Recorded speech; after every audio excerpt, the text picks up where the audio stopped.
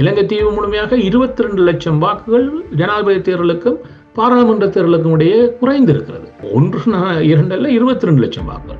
இப்போ இவையெல்லாம் ஒரு செய்தியை பல மட்டங்களிலும் எழுப்புகிறது. வெற்றி பெற்றவர்களுக்கும் ஒரு செய்தியை சொல்லுகிறது. நீங்கள் என்ன முழுமையாக மக்களை நீங்கள் இணைத்துக் கொள்ளவில்லை. இந்த தேர்தலில் போட்டியிடுவதற்கே இருவருக்கு கடுமையாக எதிர்த்த ஸ்ரீதரன் அவர் இருவரும் வெற்றி பெற்றிருக்கிறார்கள் மக்களுடைய ஆதரவை பெற்று. இப்பொழுது மக்களிடம் இதுக்கு தோல்வியுற்றவர்கள் பட்டியலுக்கே வரக்கூடாது என்பவர் இதில் தோல்வியுற்ற ஒருவர் என்னென்று தேசிய பட்டியலுக்கு வரலாம் என்பதற்கு அவர் தான் பதில் சொல்லி ஆகும். ஒரு முறை வேண்டுமென்றால் மேலதிகமாக தமிழ் மக்கள் வாக்களிக்கலாம், 2ஆம் முறையும் அதில் ஒரு வாக்களிக்கலாம். நீண்டு சென்றால் அது இவ்வாறான ஒரு அபாய நிலைக்கு அவர்களை இட்டுச் செல்கிறது என்பதை இன்று வரை புரிந்து கொண்டதாக இல்லை.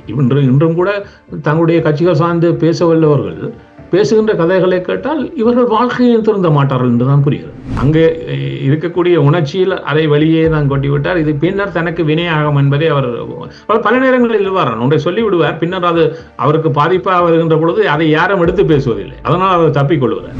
எங்களுடைய கட்சியில் இருப்பவர்கள் எங்களுடைய மக்களுடைய அன்றாட பிரச்சனைகள் சம்பந்தமாக பேசுகிறார்களோ, எங்களுக்கு நிரந்தர பிரச்சனைகள் ஒன்று இருக்கிறது. ஆனால் நிரந்தர பிரச்சனைகளுக்காக அன்றாட பிரச்சனைகளை ஒதுக்கி வைக்க முடியுமா? இந்த காலத்தில் இருக்கக்கூடிய அரசியல் கட்சியை சார்ந்தவன் என்னோடும் நான் பேசினேன். இந்த காலத்தில் ஒருத்தரும் அன்றாட பிரச்சனையை பற்றி பேசுவதாக அது என்னென்று புரிவதாக கூட இல்லை இவர்களுக்கு. இவ்வாறு இருந்தால் இவர்கள் என்னென்று மக்களை பிரதிநிதித்துவப்படுத்த முடியும்? வறுமை கோட்டுக்கு கீழே வாழுகின்ற அதிக மாவட்டங்கள் தமிழர் பகுதியில் இருக்கிறது, குறிப்பாக மட்டக்களப்பு மாவட்டத்தில் இருக்கிறது.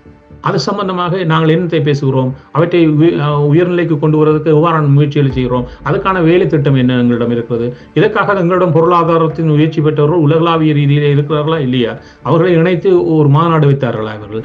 இந்த தேர்தலுக்கு பின்னர் கூட இவர்கள் இவ்வாறு தான் நேற்று எவ்வாறு இருந்தார்களோ அவ்வாறு தான் இன்றும் இருக்க போகிறார் என்று சொன்னால் இவர்கள் முழுமையாக காணாமல் போவதற்கான காலம் கனதூரத்தில் இல்லை. 15ஆம் தேதியை முடிந்த உடனேயே 15ஆம் தேதியை அனைவரும் கூடினார்கள். அனுரகுமாரதிசினாக உட்பட அவருடைய அனைத்து தலைவர்களும் கூடினார்கள், தங்களுடைய வணக்கத்தை செலுத்தினார்கள். தமிழர்களுக்கு இந்த மாதம் முதன்மையான மாதம். இந்த மாதத்தில் தமிழர்கள் தங்களுடைய நினைவுகளை வெளிப்படையாகவும் தங்களுடைய உரிமையிடம் கலந்து கொள்வது எவ்வாறு இவர்கள் நடந்து வருகிறார்கள். V-Care Hair and Skin Clinic AFT Activated Follicular Transplant என்ற அதிநவீன ப்ரொசீஜர் மூலம் பாதுகாப்பான ஹேர் டிரான்ஸ்பிளான்ட் செய்திட V-Careக்கு கால் பண்ணுங்க. அரசியலில் நகர்த்தப்படும் காய்கள், திரை மறைவில் நடக்கும் ரகசிய பீரங்கள், உலகத் தமிழர் அறிந்தேயாக வேண்டிய உண்மைகளை தேடி ஒரு உடறுப்பு.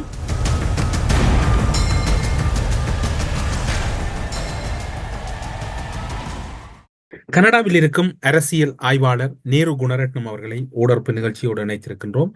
ஊடறுப்பு நிகழ்ச்சியின் சார்பில் உங்களை வரவேற்பதில் மகிழ்ச்சி. வணக்கம். வணக்கம். தற்போது இலங்கையில் பலரும் எதிர்பார்த்த நாடாளுமன்ற தேர்தலில் பலரும் எதிர்பார்க்காத முடிவுகளோடு தேர்தல் முடிவுகள் வெளியாகி புதிய நாடாளுமன்றம் கூடுவதற்கு தயாராகி கொண்டிருக்கின்றது. தமிழர் பிரதேசங்களில் எதிர்பார்த்திராத முடிவுகளை குறிப்பாக பல கட்சிகள் சந்தித்திருந்தன. பல பரிச்சயமான முகங்கள் இம்முறை நாடாளுமன்றம் செல்லுகின்ற வாய்ப்பை இழந்திருந்தது. தமிழ் தேசிய பரப்பில் குறிப்பாக வடக்கு கிழக்கு மக்களின் மனநிலை இப்போது இப்படி வெளிப்படுவதற்கு என்ன காரணம் என நீங்கள் நினைக்கிறீர்கள்? அதாவது ஒரு 2 மாதங்களுக்கு முன்னர் வடக்கு கிழக்கில் இருக்கக்கூடிய மக்கள் ஒரு ஜனாதிபதி தேர்தலில் வாக்கு அளித்தார்கள். 2 மாதங்களின் பின்னர் அவர்கள் வாக்களித்த பொழுது அவருடைய வாக்களிப்பில் பல விடயங்களில் மாற்றங்கள் வெகுவாரியாக தெரிந்தது. ஒரு விடயத்தை மேலெழுந்த வாரியாக அணுகுவது என்று ஒன்று இருக்கிறது. ஒரு விடயத்தை தரவியல் ரீதியாக அணுகுவதனூடாக அதை சொல்வார்கள் கிரிட்டிக்கல் திங்கிங் என்று. அது எங்களுடைய அரசியல் பரப்பில் மிக மோசமாக சிதைந்திருக்கிறது என்று அந்த கிரிட்டிக்கல் திங்கை ஓரளவு வெளிப்படுத்துவதாக நான் தேசிய மக்கள் சக்தியை பார்ப்பேன். ஏனால் அவர்கள் அவ்வாறான தரவியல் அடிப்படையில் தான் தங்களுடைய முன்னெடுப்புகளை செய்வதற்கான பாராட்டுதலையும் அவர்கள் தெரிவிக்கிறது. தமிழ் தரப்பில் இது முழுமையாக சிதைந்திருக்கிறது. இப்பொழுது ஒரு விடயத்தை வைத்து பார்க்கிறேன்.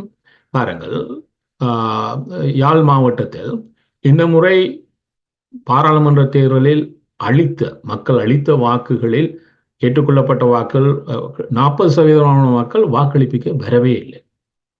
இது சமீப கால தேர்தல் வரலாற்றில் யாழ்ப்பாணத்தினுடைய மிக குறைந்த வாக்குப்பதிவு. அதிலும் நிராகரிக்கப்பட்ட வாக்குகளாக 9.15 நிராகரிக்கப்பட்டு விட்டன. பல்வேறு காரணங்களுக்காக மக்கள் அந்த வாக்கை ஒரு ஏற்புடைய வாக்காக மாற்றவில்லை. ஆகவே இறுதியில் ஏற்றுக்கொள்ளப்பட்ட வாக்குகளாக, அதாவது வாக்காளராக தகுதி பெற்றவர்களில் 51.22% இறுதியில் வாக்கை செலுத்தியவர்களாக மாறிப்போனார்கள். இது ஒரு செய்தியை தெளிவாக சொல்கிறது. தமிழ் மக்கள் இந்த தேர்தல் களத்தை எவ்வாறு அணுகியிருக்கிறார்கள். ஒரு விருப்புடன், ஒரு உற்சாகத்துடன் அவர்கள் இந்த களத்தை அணுகவில்லை. இதிலும் ஒரு வெறுமையாக இந்த 51.22 24.85% மட்டும் பெற்றவர்கள் 3 ஆசனங்களை எம்பிபி பெறுகிறது. அதை வைத்துக் கொண்டே சிலர் பேசுவது ஒன்று இருக்கிறது, எம்பிபிக்காக தமிழ் மக்கள் வாக்களித்து விட்டார்கள். அதனுடைய அர்த்தம் முழுமையாக 80,000 வாக்கள் என்பது கிட்டத்தட்ட 6 லட்சம் யாழ்ப்பாண வாக்காளர்களில் 80,000 என்பது ஒரு 12.5% கொண்ட ஒரு வாக்குப்பதிவு.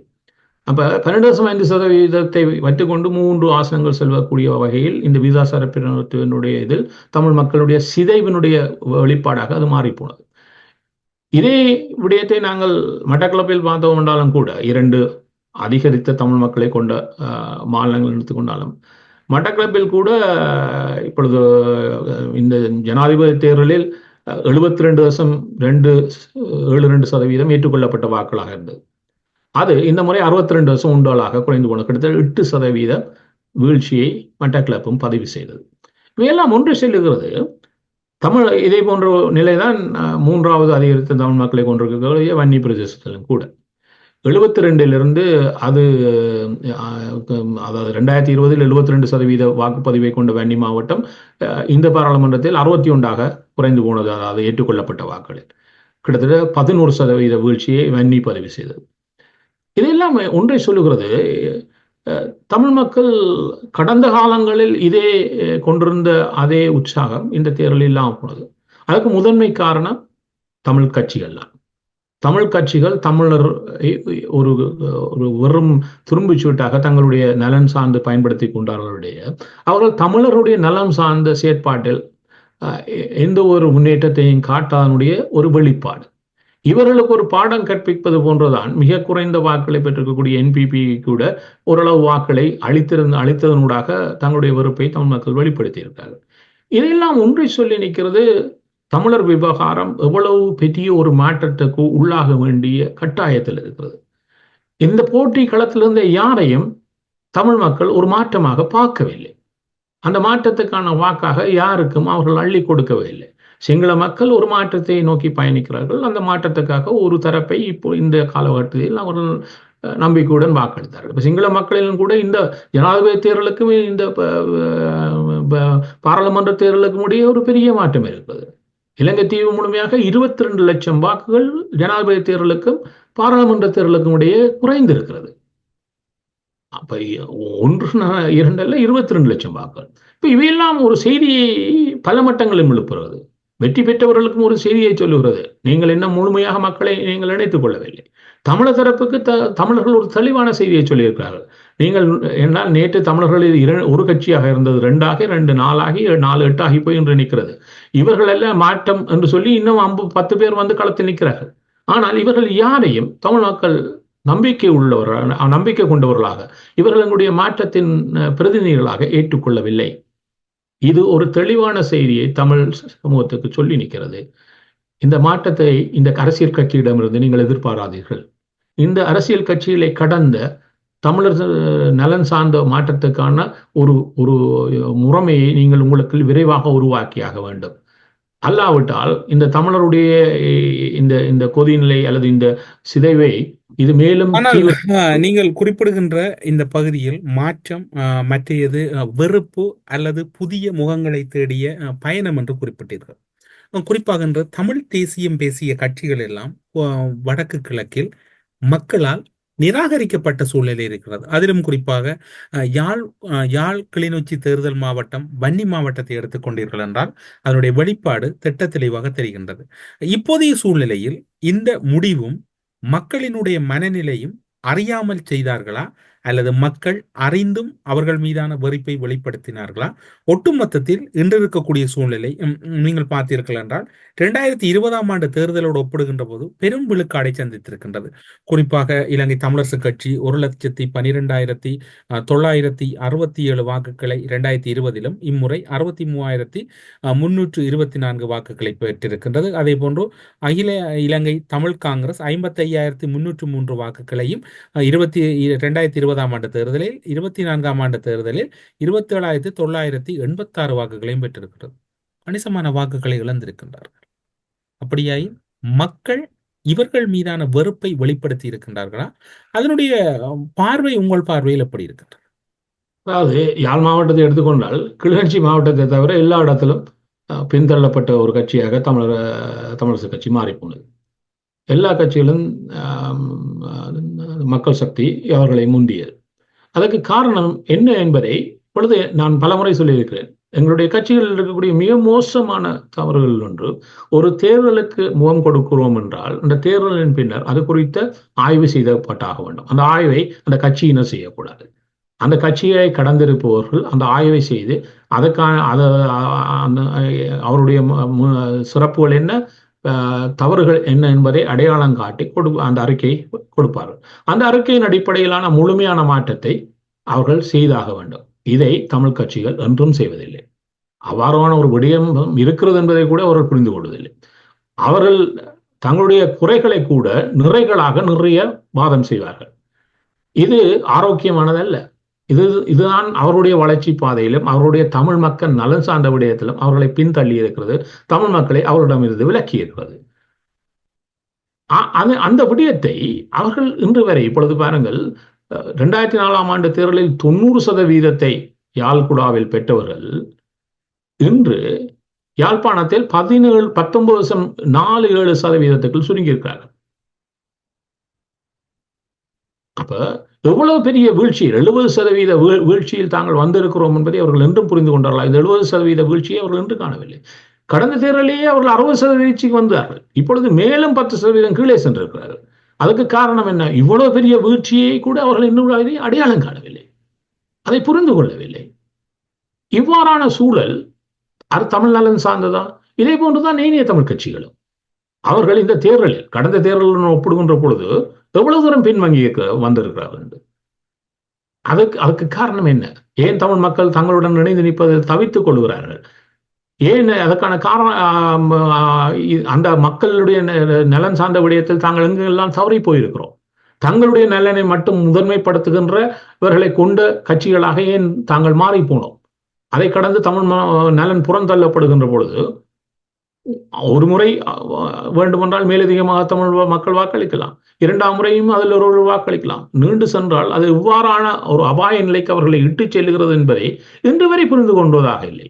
இன்றும் கூட தங்களுடைய கட்சிகள் சார்ந்து பேச வல்லவர்கள் பேசுகின்ற கதைகளை கேட்டால் இவர்கள் வாழ்க்கையில் திருந்த மாட்டார்கள் என்றுதான் புரிகிறது. நீங்கள் வாழ்க்கையில் திருந்த மாட்டார்கள் என்கின்ற முக்கியமான ஒரு பகுதிக்கு வந்திருக்கின்றீர்கள். இப்போது தேசிய பட்டியல் பேசப்படுகின்றது. தமிழ் தேசிய பரப்பில் தேசிய பட்டியலில் இலங்கை தமிழரசு கட்சி தான் பிரதமமாக பேசப்படுகின்றது. எல்லோருடைய எதிர்பார்ப்பையும் பெற்றிருக்கின்றது. பலருக்கு அச்சத்தை ஏற்படுத்தி இருக்கின்றது. இன்னும் சிலருக்கு ஏமாற்றத்தை ஏற்படுத்த போகின்றது. இன்னும் சிலருக்கு எது நடந்தாலும் பரவாயில்லை என்றாகி போய்விட்டது.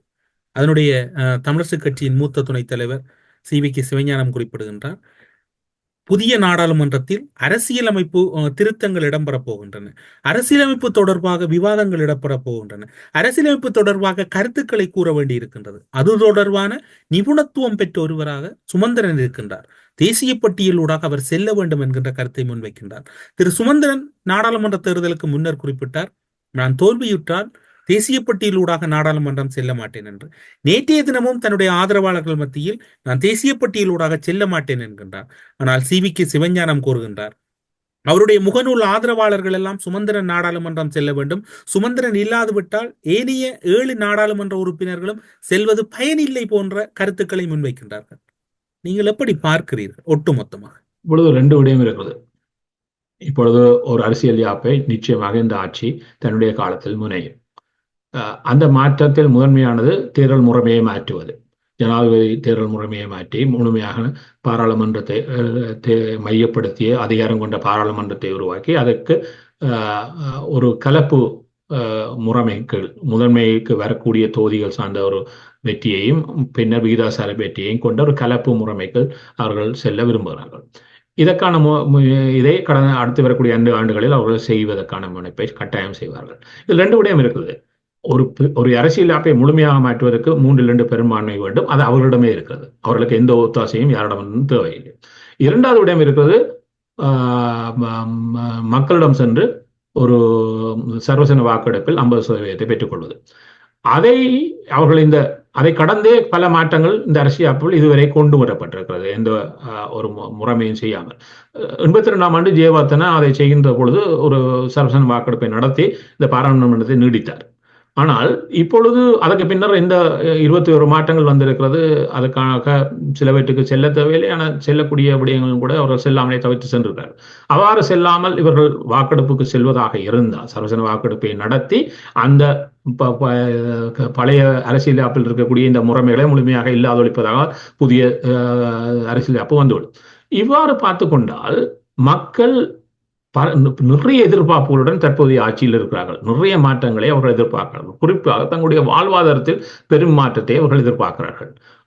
இந்த பொருளாதார ரீதியான அதாவது நாட்டினுடைய பொருளாதார சிக்கல் இல்லை, தங்களுடைய பொருளாதார சிக்கல் சார்ந்தும் தங்களுடைய வாழ்வியல் சார்ந்தும் தங்களுடைய அடிப்படையில் இருக்கக்கூடிய சவால்கள் சார்ந்தமான ஒரு மாற்றத்தை அவர்கள் இவரிடம் எதிர்பார்க்கிறார்கள். அதை விரைவாக எதிர்பார்க்கிறார்கள். அதை விரைவாக இவர்களால் முழுமையாக செய்ய முடியுமானா நிச்சயமாக இல்லை. அது பெரும் சவாலான ஒரு விடயமாக இவர்களுக்கு இருக்க போகுது. அவ்வாறான ஒரு மக்களுடைய அந்த பெரும் எதிர்பார்ப்பு விரைவாக பூர்த்தியடையாத சூழல் வந்தால் மக்களுடைய மனங்களில் மாற்றம் வருகின்றது ஒரு ஆபத்தானது. ஏன்னால் ஒரு 50% தான், இப்பொழுது 60% அவர்கள் இப்பொழுது வெட்டது போல தேவையில்லை. 50% ஒரு சர்வசன வாக்கெடுப்பை பெற்றுக் கொடுப்பதற்கு அவர்களுக்கு முடியாமல் போனா அது இப்பொழுது சாத்தியம். ஏன்னா மக்களுடைய அந்த நம்பிக்கையில் பாதிப்பு வராதற்கு முன்னர் போக வேண்டும் என்றால் அவர்கள் விரைவான ஒரு அரசியல் யாப்புக்கு செல்ல வேண்டும். அதுக்கு நீண்ட ஒரு இழுத்தடிப்பை செய்வது அதில் அவர்களுக்கு ஆபத்தானது. ஆகவே அது அடுத்த ஆண்டுக்குள்ளே நடந்தாக வேண்டிய ஒரு கட்டாயத்தில் வரை அவர்கள் இருக்கிறார்கள். அவ்வாறு வைத்துக் கொண்டால் இது இந்த அரசியல் யாப்பு சம்பந்தமான விடயத்தில் தமிழர் விடயங்களையும் பேசுவதாக இருந்தால் அது வெறும் பாராளுமன்றத்தில் வைத்து மட்டும் பேசுகின்ற விடயமாக இருக்க வேண்டிய அவசியம் இல்லை. ஆகவே இதில் ஆற்றல் உள்ளவர்கள் இருந்தால் அவர்கள் பாராளுமன்றத்துக்கு வழியிலிருந்தே அதை செய்ய முடியும். அவ்வாறான ஒரு விடயம் இருக்கிறது. அவை பாராளுமன்றத்தில் செல்ல வேண்டும் என்ற வாதங்கள் எல்லாம் தமிழரசு கட்சியின் மூத்த துணைத் தலைவருடைய வாதம் என்பது உங்களால் நிராகரிக்கப்படுகின்றது. அதை கடந்து இன்னொன்று அவர் சொல்வது இருப்பதில்லவா? இப்பொழுது என்ன சொல்கிறார்னு சொன்னால், இலங்கை இப்பொழுது தேசிய பட்டியல் நியமனங்களை கட்சிகள் செய்ய வேண்டும். சில ஏற்கனவே செய்ய ஆரம்பித்து விட்டன. ஏனையவர்கள் தங்களுடைய பட்டியலை விரைவாக சமர்ப்பிக்க வேண்டும். அதுக்கு ஒரு கால எல்லை இல்லை. அது நீண்டே செல்லலாம். அவர் நியமிக்காமலே வைத்துக் கொண்டிருக்கலாம். அவர் தான் ரணில் விக்ரமசிங்க ஐக்கிய தேசிய கட்சியினுடைய கடந்த 1 வருடம் வரையும் எடுத்து விட்டு பின்னர் தான் அதுக்குள் உள்ளே வந்தார். அவை அதுக்கு ஒரு கால எல்லை கிடையாது. ஆனால் விரைவாக கொடுக்கக்கூடியவர்கள் கொடுப்பார்கள். கொடுப்பதில் 2 தான் தெரிவு செய்ய முடியும். 2 தான். ஒன்று, ஏற்கனவே கட்சிகள் பட்டியலை அளித்திருக்கிறார்கள் தேர்தல் திணைக்களத்துக்கு தங்களுடைய தேசிய பட்டியல் உறுப்பினர்கள் யார் என்று. 2வது ஒன்று இருக்கிறது, ஏற்கனவே இந்த தேர்தலில் போட்டியிட்டு தோல்வி அடைந்தவர்களில் யாரையும் வேண்டுமென்றால் நியமிக்கலாம். ஆகவே இதில் எதுதான் முதன்மையானவர்கள் ஒன்று இல்லை. அது இறுதியாக அந்த கட்சியினுடைய செயலாளர் இவர்தான் எங்களுடைய தெரிவு என்று அனுப்பி வைப்பார். அதில் அவர்கள் அவ்வாறே தேர்தல் திணைக்களம் அதை ஏற்று அதை வர்த்தமானியில் வெளியிட்டுவிடும். இப்பொழுது இருக்கக்கூடிய ஒரே ஒரு கேள்வி, ஒன்றில் ஏற்கனவே கொடுத்ததில் ஒருவரா சுமந்திரன் இப்பொழுதும் நீங்க சொன்னது போல ஆதரவாளரிடம் பேசுகின்ற பொழுது அந்த பட்டியலில் இந்த ஒருவரை தான் கட்டாயம் நியமிக்க வேண்டும் என்கிறார். ஆனால் மறுபுறத்தில் இந்த தேர்தலில் போட்டியிட்டு தோல்வி அடைந்தவர்கள் ஒருவரை இந்த கட்சி விரும்பினால் நியமிக்கலாம். அந்த வகையில் அவருக்கான வாய்ப்பு அங்கு இருக்கிறது அரசியல் ஆப்பின் கீழ் என்பதையும் நாங்கள் இங்கு பார்க்க வேண்டும். இன்னொன்று இருக்கிறது, அவரே ஒரு விடயத்தை சொன்னார். இந்த தேர்தல் காலத்தில் அவரே வெளியே வந்து ஊடகங்களுக்கும் கூட சொன்னார், இந்த தேர்தலில் தமிழரசு கட்சியின் போட்டியாளர் பட்டியலில், அதாவது இந்த பாராளுமன்ற தேர்தலுக்காக ஒவ்வொரு மாவட்டங்களும் கொடுக்கக்கூடிய பட்டியலில் கடந்த தேர்தலில் பாராளுமன்றத்துக்கு போட்டியிட்டு தோல்வியடைந்த யாரும் போட்டியிடக்கூடாது, அது சரியல்ல என்பது இது என்னுடைய வாதம் என்று வரை அதை வலியுறுத்தினார். ஆனால் அதை கடந்து இன்னொன்றையும் சொன்னார், ஸ்ரீதரன் இந்த போட்டியில் கலந்து கொள்ளக்கூடாது என்று நான் நேரடியாக சொன்னேன் என்றார். ஆனால் இன்று அந்த கட்சியின் சார்பில் யாழ்ப்பாணத்தில் அதிக விருப்பு வாக்குடன் தெரிவானவரே ஸ்ரீதரன் தான். ஆனா அவரை நான் போட்டியில் கலந்து கொள்ளக்கூடாதுன்னு சொன்னேன் என்றே ஊடகங்களுக்கு சொன்னார். இன்னொன்றை சொன்னார், அது இன்று மட்டக்களப்பில் இருந்து தெளிவாயிருக்கக்கூடிய சிறிநேசனை மையப்படுத்தி ஒன்றை சொன்னார், கடந்த தேர்தலில் போட்டியிட்டு தோல்வி அடைந்தவர்கள் யாரும் இந்த முறை பட்டியலில் வரக்கூடாது. இதை அவர் தான் சொன்னார். இதையே திருப்பி போட்டு பார்த்தாலும் அப்ப இந்த தேர்தலில் போட்டியிடுவதற்கே இருவருக்கு கடுமையாக எதிர்த்த ஸ்ரீதரன், அவர் இருவரும் வெற்றி பெற்றிருக்கிறார்கள் மக்களுடைய ஆதரவை பெற்று. இப்பொழுது மக்களிடம் இதுக்கு தோல்வியுற்றவர்கள் பட்டியலுக்கே வரக்கூடாது என்பவர், இதில் தோல்வியுற்ற ஒருவர் என்னென்று தேசிய பட்டியலுக்கு வரலாம்ன்றதுக்கு அவர் தான் பதில் சொல்லி ஆக வேண்டும். ஆகவே அவரே தன்னுடைய தேவைகளுக்காக பல்வேறு காலகட்டங்களில் தெரிவித்த கருத்துக்களே இன்று அவருக்கு எதிராக திரும்பி நிற்கிறது. இதுக்கு அது அவருடைய கட்சியை சேர்ந்தவர்கள், இப்ப வி கே சிவஞானம் அவர்கள் ஒரு சொல்லக்கூடிய பல கருத்துக்கள், அவர் தனிப்பட்ட ரீதியில் பலருக்கு நேரடியாக எங்களுடைய இந்த இழிநிலைக்கு காரணமே சுமந்திரன் என்று வெளிப்படையாக குற்றம் சாட்டுகிறார். ஆனால் பின்னர் இவ்வாறான சந்தர்ப்பங்கள் வருகின்ற பொழுது அவரை ஆதரித்து பேசுகிறார். ஆகவே இவ்வாறான குழப்பங்கள் என்ன செய்யறாங்க, தோல்வி கட்சிக்கு பெரும் பின்னடைவு என்கின்றார். இதே சி.கே. சிவஞானம் தான் அவருடைய குரலிலேயே வெளிவந்தது. அவருடன் தனிப்பட்ட ரீதியில் பேசுகின்ற பொழுது இவ்வாறான நிலைக்கு நாங்கள் வந்ததுக்கு காரணமே சுமந்திரன் என்றார். இவ்வாறான குழப்பமானவர்கள் தங்களை மூத்த தலைவர்கள் என்பதும் தங்கள் தீர்க்கதரிசிகளாக சொல்லிக் கொள்வதும் அவர்கள் தங்களுக்குள் சுய பரீட்சை செய்ய வேண்டிய ஒரு தேவையை இங்கு வெளிப்படுத்துகிறது. உங்கள் மனசார எண்ணத்தை உணர்கிறீர்களோ அதை வெளிப்படையாக பேசுங்கள். வெளியே பின்னால் ஒன்றும் முன்னால் ஒன்றுமாக மாற்றாதீர்கள். இது உங்கள் சார்ந்த நம்பகத்தன்மையும் நீங்கள் தமிழ் சமூகம் நல்ல மீது கொண்டிருக்கக்கூடிய கேள்வியை எழுப்புகிறது. ஆகவே ஒரு விடயம் இருக்கிறது. நான் இந்த தேர்தலுக்கு முன்னரே ஒன்றை சொன்னேன், அன்று தேர்தல் நேரலையிலும் கூட தெளிவாக சொன்னேன். நீங்கள் முன்னர் குறிப்பிட்ட விடயத்துக்கு வருகின்றேன். நீங்கள் குறிப்பிட்டீர்கள் ஸ்ரீதரன் அவர்கள் போட்டியிடக்கூடாது என்பதை நான் வெளிப்படையாக கூட்டத்தில் எதிர்த்தேன் என்று சுமந்திரன் கூறியது உண்மை. அதே போன்று நீங்கள் கூறியதன் அடிப்படையில் தோல்வியுற்றவர்கள் போட்டியிடக்கூடாது, அது ஸ்ரீநேசனை இலக்கு வைத்து கூறியது என்று நீங்கள் கூறிய கருத்து தான் பொதுவாக எல்லோராலும் பலராலும் கூறப்பட்ட விடயம். அதையும் கடந்து இன்னும் ஒரு கருத்து இருக்கின்றது. ஸ்ரீதரன் ஸ்ரீநேசன் ஆகியோருடைய வெற்றி அல்லது அவருக்கு எதிராக செயற்பட்ட சுமந்திரனுக்கு ஒரு வகையில் ஒரு அதிர்ச்சியாக இருந்திருக்கும். இல்லை, அவருக்கு இவர்கள் வெற்றியடைவார்கள் என்று தெரிந்தபடியாக தான் அதை தடுக்க முனைந்தார். ஆனால் என்னால் அவர் தடுக்க முனைந்த பொழுதே அவர்களுக்கு தெரியும் இவர்கள் போட்டிக்களத்துக்கு வந்தால் வென்று விடுவார்கள் என்று. அவே அந்த வெற்றி அவருக்கு தெரியாமல் அவர் அதை எதிர்ப்பு தெரிவிக்கவில்லை. ஆனால் அவர் உள்ளே பேசியதை வெளியே பேசாமல் இருந்திருக்கலாம். ஆனால் அங்கு இருக்கக்கூடிய உணர்ச்சியில் அதை வெளியே தான் கொட்டிவிட்டார். இது பின்னர் தனக்கு வினையாகும் என்பதை அவர் பல நேரங்களில் வரான் ஒன்றை சொல்லிவிடுவார். பின்னர் அது அவருக்கு பாதிப்பாக வருகின்ற பொழுது அதை யாரும் எடுத்து பேசுவதில்லை. அதனால் அவர் தப்பிக்கொள்கிறார். இப்பொழுது அதனால் தான் அதை திருப்பி அதை நினைவுக்கு கொண்டு வந்தேன்னு சொன்னால் அவரே பல விடயங்களை ஒரு முன்னுதாரணமாக இவ்வாறு தான் இயங்க வேண்டும் சொல்லியிருக்கார். இப்பொழுது அதை தன் சார்ந்த விடயத்தில் அவர் மீற பார்க்கிறார். அவர் மீறக்கூடாது என்பதற்காகத்தான் இவ்வாறு அவர் ஏற்கனவே சொல்லி வருகிறார், நான் தேசிய பட்டியலாக செல்ல மாட்டேன் என்று தேர்தலுக்கு முன்னரே அவர் தான் இன்னும் ஒன்றையும் குறிப்பிடுகின்றார். தமிழரசு கட்சியின் மத்திய குழு எடுக்கின்ற முடிவுக்கு நான் கட்டுப்படுவேன் என்கின்றார். அதற்கு கட்டியம் கூறுகின்ற வகையில் அதற்கு கட்டியக்காரனாக நேற்றைய தினம் சி.வி.கே. சிவஞானம் அவர்கள் கட்டியம் கூறிவிட்டார். அப்படியாயின் ஏதோ ஒன்று நடக்கப் போகின்றது அல்லவா? சி.வி.கே. சிவஞானம் இதனுடைய முதலால் தான். இன்னும் பலர் வருவார்கள் இந்த ஊடாக வந்து இந்த கருத்துக்களை முதல் விதைப்பார்கள். அதாவது கட்சியாக இனத்தினுடைய நலன் சார்ந்து நாங்கள் இதை வலியுறுத்துகிறோம், இதை வேண்டுகிறோம், அவர்தான் செல்ல வேண்டும் என்று அதை வலியுறுத்துவார்கள். அதன் பின்னர் கட்சியினுடைய முடிவாக இது வெளியே வரும், அவரைத்தான் நாங்கள் தேசிய பட்டியலாக நியமிக்கிறோம் என்று. அதை அவர் சொல்லுவார், நான் கட்சிக்கு மீண்டும் கடுமையாக வலியுறுத்தினேன், இதை இன்னும் அடுத்த சில நாட்களுக்கு அவர் மீண்டும் மீண்டும் சொல்லுவார், இதையே வெளியே சொல்லிக் கொண்டிருப்பார். ஆனால் பின்னால் அவர் சார்ந்தவர்களை அவர் தூண்டி விடுவார். ஆனால் அவர் சார்ந்த முகநூல் பதிவுகளும் இப்போது காரசாரமாக முன்வைக்கப்பட்டு விட்டன. ஒருவர் குறிப்பிடுகின்றார், சர்வதேச விவகாரங்களை கையாளும் போது, ஐநா மனித உரிமைகள் விவகாரங்களை கையாளும் போதும் சுமந்திரன் அவர்களின் அணுகுமுறைகளை விமர்சித்தவர்கள் இனி எப்படி கையாளப் போகிறார்கள் என்பதை வேடிக்கை மட்டும்தான் பார்த்தால் போதுமானது.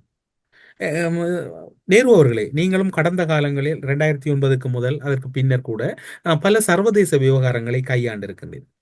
தமிழினம் ஒருவரிடம் அல்லது ஒரு தனி மனிதனிடம் அடகு வைக்கப்பட்டது அல்லது ஒரு தனி மனிதனை நம்பியா ஒட்டுமொத்த தமிழினமும் ஈழத்தமிழினமும் பயணிக்கின்றது. இப்படியான பதிவுகளை பார்க்கின்ற போது ஈழத்தமிழருக்காக பயணித்த உங்களுடைய பார்வை அல்லது அவதானம் எப்படி இருக்கின்றது? இதில் என்ன, நான் இதை பலமுறை வலியுறுத்தி இருக்கிறேன். அதாவது ஒரு சமூகம் சார்ந்த ஒரு செயற்பாட்டை முன்னெடுப்பதானால் இப்பொழுது CVK சிவஞானம் அவர்கள் சொல்வது போல எங்களுடைய கட்சி எல்லாரும் உறுப்பினராக சேருங்கள், சேர்ந்தால் தான் நாங்கள்லாம் முதன்மை என்றார். அது எந்த விதத்தில் என்பதே புரிவதில்லை. இங்குதான் இந்த பெருந்தவறை நடைபெறுவது. இனம் சார்ந்த ஒரு சேர்ப்பு என்பது ஒன்றாக இருக்க வேண்டும், ஒற்றுமைப்படுத்தப்பட வேண்டும். இதில் பல்துறை சார்ந்த வல்லுநர்களை கொண்ட குழுக்கள் உருவாக்கப்பட வேண்டும். வெளிவாரத்துறை என்பது ஒரு குழுவாக இருக்க வேண்டும். அது பாராளுமன்ற உறுப்பினர்களை மட்டும் மையப்படுத்தியதாக இருக்க வேண்டிய எந்த அவசியமும் இல்லை. அதில் இப்பொழுது 2004ஆம் ஆண்டு நாங்கள் இடைக்கால நிர்வாக சபைக்கான ஒரு அரசியல் யாப்பை வரைகிறோம். இதில் உலகளாவிய இருந்த தமிழர்களுடைய அரசியல் யாப்பு பங்கெடுத்தவர்களும் நீங்களும் ஒருவர் தானே. அரசியல் யாப்பு விவகாரங்களில் உச்சம் பெற்றவர்கள் அனைவரும் ஒருங்கிணைக்கப்பட்டார்கள்.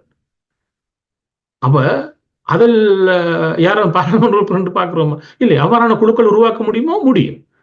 இப்பொழுது பாருங்கள், இலங்கையினுடைய எந்த ஜனாதிபதியாக இருந்துட்டு போகலாம், இன்று இருக்கக்கூடிய அனுரகுமார திசாநாயக்க உட்பட 3 கொண்ட பொருளாதார குழுக்களை உருவாக்குறாரு. இந்த 3 கொண்ட பொருளாதார குழுக்களில் குறைந்தது ஒரு தமிழரசு கட்சி மட்டும், ஏன் தமிழரசு கட்சி மட்டும் இதில் விதிவிலக்காக எல்லா விவகாரங்களையும் சுமந்திரன் கையாள வேண்டும்? சர்வதேச ராஜதந்திரிகள் என்றால் சுமந்திரன் கையாள வேண்டும். ஐநா விவகாரங்கள் என்றால் சுமந்திரன் கையாள வேண்டும். வெளிநாட்டு தூதுவர்களை சந்திப்பது என்றால் சுமந்திரன் கையாள வேண்டும். ராஜதந்திரிகளுடனான வடக்கு கிழக்கு விஜயம் என்றால் சுமந்திரன் கையாள வேண்டும். அரசுடன் அரசியல் யாப்பு சம்பந்தமாக பேசுவதென்றால் சுமந்திரன் கையாள வேண்டும். அரசுடன் தமிழர்களுடைய அரசியல் தீர்வு சம்பந்தமாக பேசுவதென்றால் சுமந்திரன் கையாள வேண்டும். அரசியல் கைதிகள் தொடர்பில் கதைப்பதென்றால் சுமந்திரன் கையாள வேண்டும். சர்வதேச நாடுகளுக்கு இலங்கை நாடாளுமன்றத்தை பிரதிநிதித்துவப்படுத்தி செல்ல வேண்டும் என்றால் சுமந்திரன் செல்ல வேண்டும். ஏன் ஒட்டுமொத்த தமிழினமும் அவ்வளவு ஒரு நலிவுற்ற நிலையில இருக்கின்றார்கள்? அல்லது இப்போது தெரிவு செய்யப்பட்ட ஏனைய 7 நாடாளுமன்ற உறுப்பினர்கள் தெரிவு செய்யப்பட போகின்றவரோடு சேர்த்து தான் 8 நாடாளுமன்ற தெரிவு செய்யப்பட்ட 7 CVK சிவஞானம் அவமதிக்கின்றாரா அல்லது அவர்களுக்கு எதுவும் தெரியாது என்பது பொருளா? இல்லை, இது என்னன்னு சொன்னால், முதல் என்னுடைய கட்சியை சேர்ந்ததான் தமிழினத்தை பிரதிநிதித்துவப்படுத்தலாம் என்கின்ற ஒரு குறுகிய பிற்போக்குவாத மனப்பான்மையில் இருக்கக்கூடிய இவரிடம் ஒரு எண்ணத்தை எதிர்பார்ப்பது. இனம் என்று நீங்கள் பார்த்தா இனம் என்று பாருங்கள், கட்சியில் முதல் புறந்தள்ளுங்கள். இந்த கட்சிகள் தான் இனத்தையே என்று சிதைத்து வைத்திருக்கிறார்கள். ஏனென்றால் அவர்கள் கட்சியில் இருக்கக்கூடிய 4 தங்களுடைய நலன் சார்ந்து மட்டும் செயற்படுவதாக இருந்தால் ஏனையவர்களுக்கு இனம் சார்ந்த இடத்தில் எங்கு என்ன வைபாகம் இருக்கிறது? அப்படி என்று சொன்னால், இதனால் நான் மீண்டும் வலியுறுத்துவது, இந்த கட்சிகளை கடந்து விட்டு தமிழர் இனம் சார்ந்த ஒரு நிலைமைக்கு நாங்கள் வந்தாக வேண்டும். இந்த விடயத்துக்கு பூனைக்கு மணி கட்டுவது யார் என்றே எழுபடுகிறது.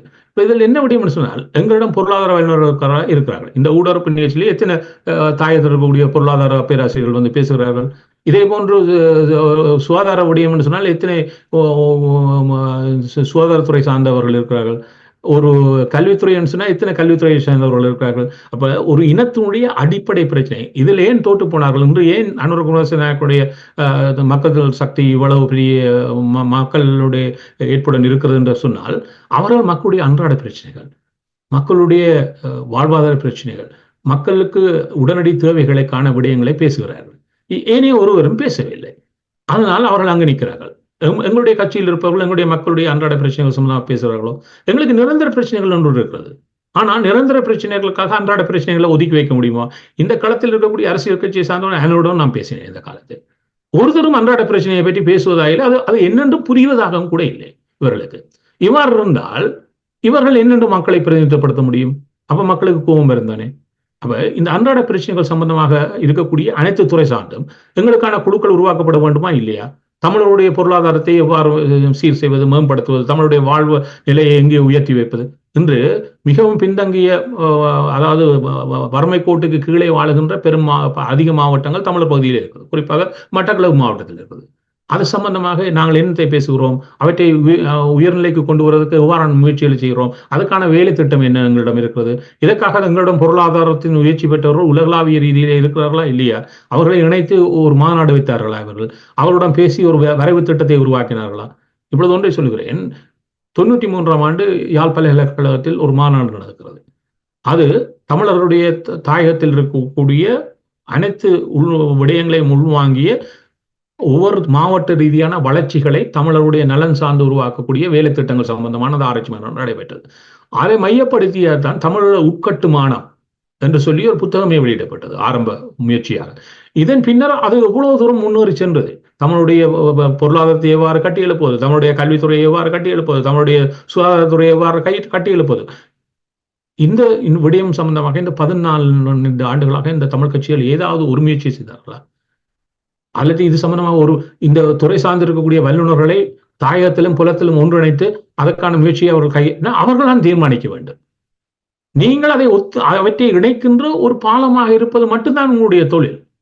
நீங்கள் சிறந்த கட்சியாக இங்க போறீங்க, அது உங்களுடைய பாராளுமன்ற உறுப்பினருடைய உங்களுடைய கட்சியினுடைய தொழில் அல்ல. ஏன்னா நீங்கள் அதுக்கான வெளிவார விவரங்களை கை கொள்வதற்கும் இலங்கையினுடைய அரசியல் யாப்பில் எவ்வாறான விடயங்கள் வர வேண்டும் என்பதற்கும் 2004 உலகளாவிய ரீதியில் இணைக்கப்பட்ட தமிழ் அரசியல் விவகாரத்தில் பாண்டித்தியம் பெற்ற தமிழர்கள் இதுவரை இணைக்கப்பட்டு பேசப்பட்டார்களா? அவ்வாறு இருந்தால் ஏன் நாங்கள் சுமந்திரன் என்று மட்டும் பேசிக் கொண்டிருக்க வேண்டும்? ஏதோ இல்லாத இடத்தில் ஆலை இல்லா ஊருக்கு இழுப்பை போல் சக்கரை போல எங்களுக்கு ஒரு சக்கரை தான் இருக்கிறேன் சொல்லிக் கொண்டிருப்பது எங்களுடைய இவ்வளவு பிற்போக்குத்தனம். ஏனைய தமிழர்கள் ஏன் நினைக்கப்படவில்லை? ஏன் தமிழர்கள் ஒரு எழுச்சி பெற்ற இனமாக மாற்றப்படாமல் வருகின்ற போதுதான் இன்னும் ஒரு வினா இருக்கின்றது. அந்த தேசிய பட்டியல் பேசப்படுகின்றது. தெரிவு செய்யப்பட்டு இந்த நீதிமன்றத்தால் இடைக்கால தடை உத்தரவு வழங்கி செயற்பட முடியாமல் இருக்கிற ஸ்ரீதரன் இருக்கின்றார். ஸ்ரீதரன் நீதிமன்றத்தால் இடைக்கால தடை உத்தரவு வழங்கப்பட்டிருந்தாலும் இந்த தெரிவு செய்யப்பட்ட தலைவர் கட்சி விவகாரங்களில் அவர் ஒரு பலம் பொருந்தியவராக இருக்கின்றார். அவர் இதில் தொடர்ச்சியாக மௌனம் காப்பது என்பது எந்த வகையான ஒரு செய்தியை சொல்லி நிற்கின்றது, அல்லது என்ன விடயங்களை ஸ்ரீதரன் தொடர்பில் மக்கள் புரிந்து கொள்வார்? ஸ்ரீதரன் ஒன்று என்னென்றால் அவர் ஒரு ஆளுமை உள்ளவராக, விடயங்களை தெளிவாக பேசுவவராக, அதற்கான செயற்பாட்டு முன்னெடுப்பை செய்பவர்களாக அவர் தன்னை அடையாளம் காட்டிக்கொள்ள வேண்டிய கட்டாயத்தில் இருக்கிறார். அதை அவர் செய்தாக வேண்டும். ஏனென்றால் ஒரு விடயத்தை முதல் கட்சி தன்னுடைய கட்சிக்குள் அவர் அதை வெளிப்படையாக அனைவரிடம் சொல்லக்கூடியவராக இருக்க வேண்டும், தெளிவான. ஏன்னா அவர்கள் அதை எதிர்பார்ப்பார்கள் ஒரு தலைமை. இரண்டாவது, அதை கடந்த நிலையில் அந்த கருத்துக்களை மக்களிடமும் பகிர்ந்து கொள்ள வேண்டும். மக்களுக்கும் உள்ளே நடக்கிறது என்னென்று தெரிய வேண்டும். மூடிய கதவுகள் ஏன்னா நாங்கள் ஜனநாயக கட்சியில் சொல்லுகிறோம். ஒரு ஜனநாயக கட்சிகள் தன்னை முறைமைகளை இவர்கள் எங்கு கை கொள்ளுகிறார்கள் என்பதுதான் இன்று கேள்வியா இருக்கிறது. இதனால்தான் மக்களுடைய விசனம் இவர்களை நோக்கி அதிகரித்து வருவதற்கு காரணமே இன்று ஒருவரை ஒரு நம்பகத்தன்மை உடையவராக, ஒரு நம்பகத்தன்மை உள்ள ஒரு அரசியல் வடிவமாக தமிழ் மக்களால் அடையாளம் காண முடியாமல் இருக்கிறது. இது இவர்கள் அனைவருக்கும் விடுக்கப்பட்ட ஒரு பெரும் அபாய எச்சரிக்கை. இதை தனிப்பட்டவர்கள் ஸ்ரீதரன் முதற்கொண்டு தனிப்பட்டவர்கள் அனைவரும் புரிந்து கொள்ளணும், வி.கே. சிவஞானம் உட்பட. இந்த தேர்தலுக்கு பின்னர் கூட இவர்கள் இவ்வாறுதான், நேற்று எவ்வாறு இருந்தார்களோ அவ்வாறுதான் இன்றும் இருக்க போகிறார் என்று சொன்னால் இவர்கள் முழுமையாக காணாமல் போவதற்கான காலம் கனகூரத்தில் இல்லை. அப்ப அவர்கள் ஒன்றை புரிந்து கொள்ள வேண்டும், தங்களுடைய தவறுகளை முதல் ஏற்றுக்கொண்டாக வேண்டும், புரிந்து கொண்டாக வேண்டும். அதை மக்களிடம் வெளிப்படையாக சொல்ல வேண்டும். நாங்கள் தவறுகளை திறக்கிறோம், இந்த தவறுக்காக நாங்கள் உங்கள் முன்னால் மண்டியிடுகிறோம். ஆகவே இந்த மாற்றத்தை அடுத்ததாக இருக்க வேண்டியது, அந்த மாற்றத்தை அவர்கள் செயற்பாட்டு ரீதியாக மாற்றி காட்ட வேண்டும். மாற்றி காட்ட வேண்டால் எவரும் இருக்க முடியாது. நான் எவ்வாறு இன்று இலங்கை தீவில் அமைந்திருக்கக்கூடிய ஒரு அதாவது வரலாற்றில் 3/2 இந்த வீதாசார பிரதிநிதித்துவத்தில் பெறுவது மிக கடினம். அது தரவியல் ரீதியாக அது சாத்தியமில்லை, முடியாது என்றில்லை, ஆனால் மிகவும் அரிது. ஆனால் அந்த அரிதை கூட இவர்கள் நடத்தியதுக்கு ஒரு பின்புலம் இருந்தது சிங்கள தேசத்தில். ஏனென்று சொன்னால் பல மாவட்டங்களில் 10க்கும் மேற்பட்ட மாவட்டங்களில் மூன்றாவது கட்சி ஒன்று ஒரு கட்சியே என்னால் இந்த இப்பொழுது இருக்கக்கூடிய அரசியல் ஆப்பின்கள் 5% வாக்குகளை ஒருவர் பெறாவிட்டால் அவர் கருத்தில் கொள்ளப்பட மாட்டார். அவருக்கு எந்த ஒரு ஆசனமும் கிடைக்காது. 4.99 கிடைச்சாலும் கூட இல்லை. ஆனால் இந்த 5% ஒரு மூன்றாவது கட்சி பெறாத சூழலில் மேலதிகமான ஒரு ஆசனங்களை பல மாவட்டங்களில் என்பிபி பெற்றது. இது தரவியல் ரீதியாக இவ்வாறான ஒரு சாத்தியம் இல்லை என்றே கருதி கொண்டிருந்தோம் என்றால் மூன்றாவது கட்சி இருக்கும் என்று பார்த்தோம். ஆனால் இல்லாமலே போய்விட்டது. சிலிண்டர் காணாமல் போனது, மொட்டு காணாமல் போனது. ஆகவே மூன்றாவது கட்சி இல்லை என்ற ரீதியில் ஒரு 10க்கும் மேற்பட்ட ஆசனங்கள் இலகுவாக அவர்கள் கையில் தூக்கி கொடுக்கப்பட்டது மக்கள் சக்தி. அதனால்தான் அவர்கள் 150 கடக்கக்கூடியதாக இருந்தாவே எவ்வளவுதான் தரவியல் ரீதியாக நாங்கள் பலவற்றை நிறுவ முனைந்தாலும் அதை கடந்த சாத்தியங்கள் பல நேரங்களில் உருவாகிறது. அதே போன்றுதான் தமிழர் தாயகத்தில் ஒரு சவால் ஒன்றை உருவாக்கப்பட்டிருக்கிறது. நான் சொன்னேன் அடுத்த 6 மாதங்களில் நீங்கள் கூறுகின்ற சவால் நிலையில் இன்னும் ஒரு சவால் இருக்கின்றது. இப்போது பார்த்தீர்கள் என்றால் 20க்கும் மேற்பட்ட பெண்கள் தேசிய மக்கள் சக்தி ஊடாக நாடாளுமன்றம் செல்லுகின்றார். தமிழரசு கட்சி கடந்த முறையும் பெண்கள் யாரையும் நாடாளுமன்றம் அழைத்து செல்லவில்லை. தேசிய பட்டியல் ஊடாக உட்பட 2015ஆம் ஆண்டில் திருமதி சாந்தி அவர்கள் வன்னி மாவட்டத்தில் சென்றிருந்தார். நேரு அவர்களிடம் இன்னும் ஒரு சவால் மிக்க வினா, தமிழரசுக் கட்சியின் பதில் பொதுச் செயலாளர் சத்தியலிங்கம் அவர்கள் நாடாளுமன்றம் செல்ல வேண்டும் என்கின்ற அடுத்த நிலை அழுத்தம் தமிழரசுக் கட்சியின் அடுத்த தலைவர்கள் மத்தியில் வலுக்கின்றது. குறிப்பாக வன்னி மாவட்டத்தில் இலங்கை தமிழரசுக் கட்சி படுதோல்வி அடைந்தது வவுனியா மாவட்டத்தில் பதில் பொதுச் செயலாளர் சத்தியலிங்கம் அவர்களின் மாவட்டத்தில். அதில் அவருடைய மாவட்டத்தில் 5575 வாக்குகளை பெற்று கிட்டத்தட்ட அவருடைய மாவட்டத்தில் 6வது இடத்துக்கு தள்ளப்பட்டது இலங்கை தமிழரசுக் கட்சி. படுதோல்வி அடைந்த கட்சியினுடைய பதில் பொதுச் செயலாளர் படுதோல்வி அடைந்த மாவட்டத்தில் இருந்து தெரிவு செய்யப்படாத ஒருவருக்கு தேசிய பட்டியல் வழங்குகின்ற மரபா? பெண்களை அவர்கள் அவ்வளவு ஏளனமாக பார்க்கின்றார்களா, அல்லது பெண்களை இன்னும் இலங்கை தமிழரசுக் கட்சி அடிமை மனநிலையில் வைத்திருக்கின்றதா? அதாவது இது ஒரு கடந்த 15 ஆண்டுகளுடைய துன்பியல். ஏனால் ஒரு நீண்ட ஒரு விடுதலை பயணத்தினுடைய ஒரு முதன்மை எச்சாணி சமூக மாற்றம் தான். அந்த சமூக மாற்றத்தில் தமிழ் பெண்கள் சமூகத்தை முதன்மை நிலைக்கு கொண்டு வருவதற்கான பல்வேறு முயற்சிகள், பல்வேறு விடயங்கள். நாங்கள் இந்த சமாதான காலத்தில் உலகளாவை பயணித்த பொழுது 18 பேரில் 6 பெண்கள் இருந்தார்கள். இதை மேற்கத்திய உலகத்தில், குறிப்பாக ஐரோப்பிய வட்டையில் இருக்கக்கூடிய பல நாடுகள் சந்தித்த பொழுது எங்களை ஒரு ஒரு ஆச்சரியமாக பார்த்தார்கள் சொன்னார்கள் தென்னாசிய வட்டையிலிருந்து பெண்களா என்று பார்த்தார்கள். ஏன்னா தென்னாசிய வட்டையில் இருக்கக்கூடிய நாடுகளில் பாராளுமன்ற பிரதிநிதித்துவத்தில் மிக மோசமான நிலையை பெண்கள் கொண்டிருந்தார்கள். கடந்த பாராளுமன்றத்தில் 12 பேர் இருந்தார்கள், இப்பொழுது 21 ஆகியிருக்கிறது. இந்த 12 பேரை பார்த்தீங்கன்னு சொன்னா அந்த 21 கூட, அதாவது மக்கள் சக்திக்கு கீழ் 21 வந்ததும் எனக்கு அவ்வளவு அதுக்கு கவலை தரக்கூடிய. அவர்கள் பெண்களை முதன்மைப்படுத்தி வெற்றி நிலைக்கு கொண்டு வந்திருக்கணும். ஆனால் குறைந்தபட்சம் கடந்த முறையிலிருந்து முன்னேறி இருக்கிறோம் என்று வைத்துக் கொள்ளலாம். ஏன்னு சொன்னால் கடந்த முறை இளைஞனுடைய சதவீதத்தில் 5 தென்னாசிய வட்டையில் 52% பெண்கள், இலங்கையில் 52% பெண்கள். இலங்கையிலும் பார்க்க அதிகமான பெண்களை கொண்டிருக்கக்கூடிய நாடு அடுத்தது நேபாள் மட்டும்தான். ஆனால் இலங்கையில் 52% பெண்களை கொண்டிருக்கக்கூடிய நாட்டில் 5% தான் கடந்த முறை பெண்கள் பாராளுமன்றத்தில் இருந்தார்கள். இந்த முறை அது அதிகரித்து இருக்கிறது, ஆனால் 10% கூட எட்டவில்லை. இது என்னத்தை சொல்லுகிறேன் சொன்னால், இலங்கை தீவு இந்த பெண்கள் விடயத்தில் எவ்வளவு பின்போக்காக இருக்கிறது. இதற்கு ஒரு மாற்றமாக பயணித்த தமிழர் விடுதலை பயணத்தை சேர்ந்தவர்கள் அதை பிரதிநிதித்துவப்படுத்தணும் என்று சொல்லக்கூடிய ஒருவரும் தமிழ் பெண் ஒருவரை தெரிவு செய்வதற்கு அல்லது அவர் தெரிவு செய்கின்ற முறைமையை உருவாக்குவது கூட தயாராக, சும்மா பட்டியலில் பேருக்கு போடுகிறோம். நான் முன்னரே சொன்னேன், ஒரு பெண் கூட வெற்றி பெறவர்கள் அனுமதிக்க மாட்டாங்க. ஒருவர் வெற்றி பெற்றால் அது அந்த கட்சியினுடைய முதன்மையான ஒரு ஆணைத்தான் வெற்றி பெற வைக்கிறார்கள் ஒழிய, ஒரு பெண்ணுக்கு இவர்கள் முழுமையாக நின்று இந்த பெண்ணுக்காக வாக்களிங்கள் என்று தகுதி உள்ள பெண்கள் தமிழ் சமூகத்திலும் இல்லையா, இல்லை இலங்கை தீவில் இல்லைன்னா, ஏன்னா இலங்கை தீவில் கல்வி பல்கலைக்கழகங்களுக்கு செல்பவர்களில் 66% பெண்கள் தான் பல்கலைக்கழகங்களில் செல்கிறார்கள், 3-2. அப்ப அவ்வளவு பேர் படித்து வெளியே வருகிறார்கள் ஆற்றல் உள்ளவர்களாக.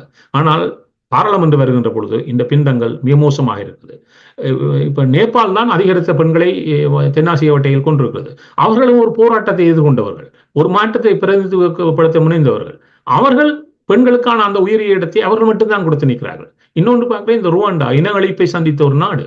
இந்த ருவாண்டாவில் 62% உலகத்திலே அதிகம் பெண்களை கொண்டிருக்கக்கூடிய நாடாகவும் பெண்களே என்று அந்த நாட்டை பல உச்சத்துக்கு கொண்டு வந்திருக்கிறார்கள். ஆகவே இலங்கை தீவு கற்றுக்கொள்வதற்கு பெண்கள் விடயத்தில் நிறையவே இருக்கிறது. அதில் மக்கள் சக்தியும் கற்றுக்கொள்வதற்கு நிறைய இருக்கிறேன் சொன்னால், அவர்களும் ஒரு மாற்றத்துக்கான போராட்டத்துக்காக கடந்த காலங்களில் நடத்தியவர்கள். இப்பொழுது நாங்களே மாற்றத்தினுடைய வெளிப்பாடாக தங்களை காட்டிக் கொள்வார்கள். ஆனால் பெண்கள் விடயத்தில் அவர்களும் கோட்டை விட்டிருக்கிறார்கள். ஆனால் இன்னொன்றை மகிழ்ச்சியாக சொல்லிக் கொள்கிறேன், அவர்களில் 2 தமிழ் பெண்கள், அதாவது நுவரெலியா மாவட்டத்திலிருந்து கலைச்செல்வியும், பதுளை மாவட்டத்திலிருந்து அம்பிகா என்கிற 2 தமிழ் பெண்கள் ஒரு தெரிவாகியிருக்கிறார்கள். அவர்களுக்கு வாழ்த்து தெரிவிக்கின்றன. மலையக பெண்கள் 20 இப்பொழுது பாராளுமன்றத்துக்கு வந்து விட்டார்கள். ஆனா வடக்கு கிழக்கில் இருக்கக்கூடிய தமிழர்களை பிரதிநிதித்துவப்படுத்தி ஒரு பெண் கூட தெரிவாகவில்லை என்பது வடக்கு கிழக்கில் இருக்கக்கூடிய அனைத்து மக்களுக்குமான ஒரு செய்தி. ஆனால் தேசிய பட்டியலில் கூட அதனை கலந்துரையாடுவதற்கு அவர்கள் தயாரில்லை. நான் உங்களிடம் சத்தியலிங்கம் தொடர்பான வினாவினையும் கேட்டிருந்தேன். அதாவது இப்பொழுது சத்தியலிங்கம் விடயத்தில் என்னென்னு சொன்னால், இப்போ நீங்கள் ஒரு குறிப்பாக வன்னி மாவட்டத்தில் இருக்கக்கூடியது ஒரு இடம் கிடைத்தது, ஆனால் அவருக்கு அந்த இடம் கிடைக்கவில்லை. அதனுடைய அர்த்தம் என்ன? அவருக்கு அந்த மக்களிடம் பொழுது வன்னி மாவட்டத்தில் 3 லட்சம் மக்களுடைய வாக்கு இருக்கின்ற பொழுதும் கூட அவரோட தெரிவான ரவிகரன் 11,000 வாக்குகளோட விருப்பு வாக்குடன் தெரிவாகிவிட்டார். அப்ப என்ன, அதை கூட பெறுகின்ற நிலையில் அவர் இருக்கவில்லை. கடந்த காலத்திலும் அவர் அந்த விருப்பு வாக்கை பெறவில்லை. பெறாத ஒரு காரணத்தால் இப்படி சொன்னார், கடந்த தேர்தலில் போட்டியிட்டவர்கள் போட்டியிடக்கூடாது என்பதை சுமந்திரன் வலியுறுத்தார். அதுவும் இதையே வவுனியாவில் வைத்து வலியுறுத்தினார். இப்பொழுது கடந்த முறை தேர்தலில் போட்டியிட்டு தோல்வி கண்டவர் தான் சத்தியலிங்கம். இப்பொழுது சத்தியலிங்கம் மீண்டும் தோல்வி அடைந்திருக்கிறார். ஆனால் அவரையோ கூட, அதாவது சுமந்திரன் இல்லாவிட்டால் அவரை கொண்டு வருவதற்கு விரும்பலாம். ஆனால் நான் கேட்பது என்றால், இவர்களை விட்டு நீங்கள் சொல்வது போல தேசிய பட்டியலில் 29 பேரை கொடுத்திருக்கிறார்கள். அவர்கள் முழுமையான விவரத்தை இதுவரை வெளியிடவில்லை. அதை வெளியிட்டால் தெரியும், இவருடைய 29 பேரில் அவர்கள் காத்திரமான பெண்களை அங்கு போட்டிருக்கிறார்கள்.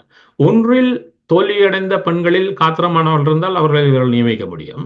இல்லைன்னு சொன்னால் அந்த 29 ஆளுமை உள்ள பெண்கள் இருந்தால் அவர்களை கூட நியமிக்க முடியும். ஆகவே ஒரு மாற்றமாக ஒரு பெண்ணை நியமித்து விடுவதால் இவர்களால் முடியும். ஆனால் அந்த பக்கமே இவர்கள் திரும்பி பார்க்க மாட்டார்கள். அது இவர்கள் தமிழ் சமூகத்துக்கு சொல்லுகின்ற இன்னொரு செய்தி, பெண்களை இவர்கள் எவ்வாறு கையாளுகிறார்கள். தங்களை ஒரு முதன்மை கட்சி என்று சொல்லுவர்களே பெண்கள் விடயத்தில் எவ்வாறு இயங்க முனைகிறார்கள் என்பதற்கான ஒரு விடயமாக இருக்குது. இன்னொன்று இருக்குது, சத்தியலிங்கம் தான் இதுவரை இப்பொழுதும் செயலாளராக இருப்பவர். அவர்தான் இந்த பட்டியலை அனுப்பி வைக்க வேண்டியவராகவும் இருக்கிறார். ஆகவே இது வருகின்ற பொழுது இவருடைய பேரில் தான் தேர்தல் திணைக்களத்துக்கு அந்த பேர் செல்ல போகிறது. ஆகவே இதுவரை சத்தியலிங்கம் பல நேரங்களில் சுமந்திரனுடைய கட்டளைக்கேற்ற முறையில் தான் பல விடயங்களை செய்திருக்கிறார். ஆகவே இந்த விடயத்தில் கூட அவர் மீறி செல்வாரா? அவர் சொல்வது போல் அதை அடுத்ததாக அவரே வந்து கதை சொல்வார் ஒரு செயலாளராக, சுமந்திரன் இருப்பதுதான் சிறப்பு என்றெல்லாம் சொல்லுவார்கள். இதெல்லாம் அடுத்தடுத்த கட்டங்களில் எங்களுக்கு நடந்திருக்கக்கூடிய ஒரு விடயங்களாக பார்க்கலாம். இது என்னன்னு சொன்னால், தமிழ் மக்களுக்கு நீங்கள் சொல்லுகின்ற ஒரே விடயம்தான், இவர்கள் பல ஏமாற்றத்தை தமிழ் மக்களுக்கு கொடுத்து விட்டார்கள். தமிழ் மக்களும் தங்களுடைய அந்த செய்தியை அவர்களுக்கு தெளிவாக காட்டமாக வெளிப்படுத்தி இருக்கிறார்கள். ஆனால் அவர்கள் தொடர்ந்தும் இதே தவறைத்தான் தமிழ் மக்கள் சார்ந்து தொடர்ந்தும் செய்ய போகிறார்கள். ஆகவே தமிழ் மக்கள் ஒரு விடயம் இருக்கிறது என்று சொன்னால், இப்ப இவருடைய எதிர்பார்ப்பை நாங்கள் வருகின்ற நாட்களில் முதலாவது எதிர்பார்ப்பை பார்க்க போறோம், அடுத்து வரக்கூடிய எதிர்பார்ப்புகளை பின்னர் பார்க்க போறோம். இதே போன்ற ஒரு எதிர்பார்ப்பு தான் மக்கள் சக்தியிடமும் இருக்கிறது தமிழ் மக்களிடம். அதாவது தமிழ் மக்களுடைய நம்பிக்கையை முழுமையாக வென்றெடுக்கின்ற விதத்தில் மக்கள் சக்தியினுடைய செயற்பாடுகள் இதுவரை இருந்திருக்கின்றா இல்லை. ஆகவே அதனால்தான் நாங்கள் தொடர்ச்சியாக வருகின்ற காலங்களில் அவர்கள் என்றால் 21ஆம் தேதி இந்த பாராளுமன்ற அனுரகுமார திசாநாயக்க தங்களுடைய ஒரு கொள்கை விளக்க உரையை ஆற்ற இருக்கிறார். இந்த கொள்கை விளக்க உரையில் தாங்கள் எவ்வாறான செயற்பாடுகளை, என்ன விடயங்களை முதன்மை கொடுத்து தாங்கள் செயற்பட போகிறோம் என்பதை அவர் வரையறுத்து சொல்ல போகிறார். அது ஒரு முக்கிய உரையாக நாங்கள் கருத்தில் கொள்ள வேண்டும். ஏன்னால் அவர்களுக்கான காலத்தை நாங்கள் கொடுத்தாக வேண்டும். என்றால் அவர் மீது எழுந்தமானமாக குற்றச்சாட்டு வைப்பது ஏற்புடையதல்ல. ஆகவே அவர்களுக்கான ஒரு சந்தர்ப்பத்தை ஒரு சில மாதங்களுக்கு கொடுத்து பார்ப்போம். உதாரணம் என்ன, இதில் இந்த கொள்கை விளக்க உரை முதன்மையானதாக இருக்க போகிறது. அவர்கள் என்னத்தையும் முதன்மைப்படுத்தி பேச போகிறார்கள். ஒன்று. இரண்டாவது விடயம் இருக்கிறது, இந்த மாதத்திலேயே பல விடயங்கள் அவர்கள் சார்ந்து வெளியிடப்பட போகிறது. ரோகண விஜயனுடைய நினைவு நாள் இந்த நவம்பர் 13ஆம் நாள், அவருடைய முன்னாள் தலைவருடைய நினைவு நாள்.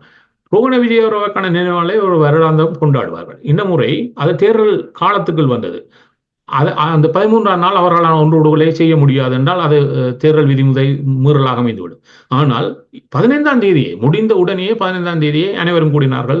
அனுரகுமார திசாநாயக்க உட்பட அவருடைய அனைத்து தலைவர்களும் கூடினார்கள். தங்களுடைய வணக்கத்தை செலுத்தினார்கள். தமிழர்களுக்கு இந்த மாதம் முதன்மையான மாதம். இந்த மாதத்தில் தமிழர்கள் தங்களுடைய நினைவுகளை வெளிப்படையாகவும் தங்களுடைய உரிமையிடம் கலந்து கொள்வது எவ்வாறு இவர்கள் நடந்து வருகிறார்கள். கடந்த காலத்தில் அது எடுப்பதற்கு சிறிய தடைகள் தொடர்ந்தும் குறைந்தே வந்தது. இந்த முறை அது முழுமையாக நீக்கப்படுகிறதா? அவ்வாறான தடைகள் இதுவும் மற்ற நிலையில் தமிழ் மக்கள் தங்களுடைய மைந்தர்களுடைய சொந்த இடங்களுக்கே சென்று அவற்றை கடைக்கொள்வதற்கு எவ்வாறு இருக்க போகிறது, அதில் எவ்வாறான வெளிப்பாட்டை வெளிப்படுத்தப் போகிறார்கள் என்பதில் அவர்களுடைய நம்பிக்கை சார்ந்த விடயங்கள் தொடர்ச்சியாக ஆரம்பிக்கும். அதை எவ்வாறு வரையறுக்க போகிறோம், என்ன விடயங்களை தமிழ் மக்கள் எதிர்பார்த்து நிற்கிறார்கள் என்பதை முதன்மைப்படுத்துவது. இப்ப அதை பற்றி எங்களுடைய கட்சியில் யாரும் பேசுவதாக இல்லை. எவையெல்லாம் என்றால் அவர்கள் தங்களை தமிழ் நலன் சார்ந்து வரையறுத்து செயற்படுவதில் அவர்கள் நிறையவே தவறியிருக்கிறார்கள் என்பதுதான் வரலாறு. அவை அவர்களை கடந்த நிலையிலும் தமிழ் சமூகம் சார்ந்த விடயங்களை வெளிப்படுகின்ற பொறுப்பு ஊடகங்களுக்கும் சரி, எங்களை போன்ற நலன் விரும்புகின்ற தமிழ் நலனை முதன்மைப்படுத்தக்கூடியவர்களுக்கும் இருக்கிறது. ஆகவே நாங்கள் அந்த விடயங்களை முதன்மைப்படுத்தியதாக இவர்களை கடந்தோம். என்றால் சுமந்திரன் விடயத்தை பற்றி பேசியிருக்கிறோம். நான் இப்பொழுதும் தெளிவாக சொல்கிறேன். அதை இந்த வருகின்ற வாரத்தில் அதை பெரும்பாலும் முடிவுக்கு கொண்டு வந்து விடுவார்கள் அந்த பேரை அறிவிப்பதனாக. அவர் இல்லை, முடிவுக்கு கொண்டு வருவதற்கு முன்னர் நீங்கள் கூறியதில் இன்னும் ஒரு அச்சம் எங்களுக்கு எழுகின்றது. அதாவது நீங்கள் கூறினீர்கள் இறுதி கையொப்பமிட்டு தேர்தல் செய்யறதுக்கு அனுப்பக்கூடிய அதிகாரம் அளிக்கக்கூடியவர், அதிகாரம் அளிக்கப்பட்டவர் அந்த கட்சியினுடைய பொதுச் செயலாளர், இப்போது பதில் பொதுச் செயலாளர் சத்தியலிங்கம் இருக்கின்றார். சத்தியலிங்கம் அவர்களின் இறுதி கையொப்பத்தில் சில வேளை தமிழரசு கட்சிக்கு வாக்களித்த அனைவருக்கும் ஓர் அதிர்ச்சி காத்திருக்குமா? நிச்சயமா இருக்கும். இது குறித்து இவர்கள் எல்லாரையும் அழைத்து வைத்து பேசி முடிவெடுத்து அனுப்புகின்ற சூழலாக இது அமையுமா? அப்படியே இந்த முடிவு நீங்கள் கூறியது போன்று திரு சுமந்திரன் சத்தியலிங்கத்துக்கு இடையில் இருக்கக்கூடிய உறவின் அடிப்படையில் சுமந்திரனுடைய பரிந்துரையை சத்தியலிங்கம் செயற்படுத்துவாரே ஒழிய கட்சியினுடைய முடிவை அறிவிக்க மாட்டார். இல்லை, என்ன சுமந்திரன் ஒன்றை தெளிவாக சொல்லிவிட்டார். எனக்கு போவதற்கு எந்த விருப்பமும் இல்லை, நான் கட்சிக்கும் தெளிவாக சொல்லிவிட்டேன் என்றெல்லாம் சொல்லிவிட்டு அவர் ஒன்றை அடுத்ததாக சொன்னார். கட்சி ஒரு முடிவை எடுக்குமாக இருந்தால் நான் இன்றும் கட்சிக்கு கட்டுப்பட்டவன், கட்சி என்ன சொல்லுகிறதோ அதை செய்வேன் என்பதனூடாக அவர் தன்னுடைய அடுத்த பதிலை சொல்லிவிட்டார். இது என்னுடைய முடிவு இல்லை செல்வது, கட்சி ஆரம்பித்தால் நான் போவேன். இப்பொழுது கட்சி அந்த முடிவு எடுப்பதற்கு ஒரு விடயத்தை செய்யலாம். தங்களுடைய பொதுக்குழுவை அழைக்க முடியாது. தங்களுடைய மத்திய குழுவை அழைத்தால் அந்த மத்திய குழுவில் பெரும்பான்மை அவரிடம் தான் இருக்குது. ஒரு பகுதியினர் எதிர்ப்பு தெரிவிக்கலாம், பெரும்பான்மை வாக்குகளின் அடிப்படையில் அது தெரிவாக்கப்படும். அப்பொழுதும் சொல்லிக் கொள்வார், இது என்னுடைய முடிவு. கட்சியினுடைய தேர்தல் குழுவை நியமித்தது போன்று, தேர்தல் தெரிவு குழுவை நியமித்தது போன்று ஏற்றுக்கொள்ளலாம் இல்லையா? இல்ல, மத்திய சஜித் பிரேமதாசவை ஆதரிப்பதற்கு மத்திய குழுவில் தீர்மானம் நிறைவேற்றியது போன்று. அவர் சொல்வதை ஏற்றுக்கொள்ளுகின்ற மத்திய குழு, அவர் அந்த எண்ணிக்கையை எடுப்பதில் வல்லவர் தானே. பொதுக்குழுவிலும் 1, 2, 3 எண்ணியவர், மத்திய குழுவில் சஜித்தின் ஆதரவிலும் எண்ணிக்கை எடுத்தவர், இதற்கும் எண்ணிக்கை எடுப்பார். அப்படியே எடுப்பார். அவே அந்த மத்திய குழுவின் சார்பில் எடுத்து விடுவார். எடுத்து விட்டு அது அந்த முடிவு விரைவாக எடுக்கப்பட்ட ஒரு முடிவாக இந்த வாரமே முடிவு பெற்று அது சென்றுவிடும். அதுக்கு பின்னர் ஒன்றை வந்து அவராக பேசுவார், இதுவரை தவிர்த்து வருகிறார், பேசுவார். மத்திய குழு விரும்புகிறது, என்னுடைய கட்சி விரும்புகிறது, நான் இதைத்தான் வெளிப்படையாகவே இந்த தேர்தல் காலத்தில் நேரடி அறையிலும் சொன்னேன், இதுதான் இறுதி பதில் என்று. அப்பொழுதுதான் அவர் பேசுவார். என்று சொன்னால் கட்சியினுடைய விருப்பத்துக்கு அமைய இந்த அரசியல் யாப்பு முதன்மையானதாக இந்த காலத்தில் இருக்க போகிறது. இந்த அரசியல் யாப்பை நான் தான் உருவாக்கினேன் ரணிலின் கீழ். அதைத்தான் அனுரகுமார் திசாநாயக்கம் ஏற்றுக்கொண்டதாக அப்பொழுதும் அறிவித்து வந்தார். அதைத்தான் அவருடைய தேர்தல் விஞ்ஞாபனத்தில், ஜனாதிபதி தேர்தல் விஞ்ஞாபனத்திலும் தெரிவித்திருந்தார். அவை நான் அங்கிருந்து அதை ஏற்றுக்கொள்வதற்காக நான் கட்டாயம் பாராளுமன்றத்தில் இந்த முறையாக இருக்க வேண்டும் என்று கட்சி விரும்புகிறது. ஆகவே தமிழ் மக்கள் நலன் சார்ந்து நான் பாராளுமன்றத்துக்கு அவருடைய விருப்பை ஏற்று செல்கிறேன். அங்கு சென்று தமிழ் மக்களுக்கு நிரந்தரமான ஏற்புடைய ஒரு அரசியல் அமைப்பை முழுமையாக செய்கின்ற என்னுடைய முயற்சிகளை கடுமையாக முன்னெடுத்து நான் எதை தொடங்கினோனோ அதை இந்த தேர்தல், இந்த பாராளுமன்ற காலத்தில் நான் முடித்து வைப்பேன். அதன் பின்னர் என்றால் நான் அரசியலிருந்து ஓய்வு பெற்று விடுவேன் என்று ஒரு, ஏன்னா அவர் தான் அரசியலிருந்து ஓய்வு பெறுவேன் என்று பலமுறை பேசிவிட்டார். அவை இப்பொழுதும் சொல்லுவார், அரசியலிருந்து நான் ஓய்வு பெறுவேன். கூறுகின்ற அடிப்படையில் பார்க்கின்ற போது சுமந்திரன் அவர்கள் ஒரு பொய்யனா? அவர் தன்னுடைய நலன் சார்ந்து சிறப்பாக செயற்படக்கூடிய வல்லமை உடையவர். தன்னுடைய நலன் சார்ந்து சிறப்பாக செயற்படுகின்ற வல்லமை உடையவர்.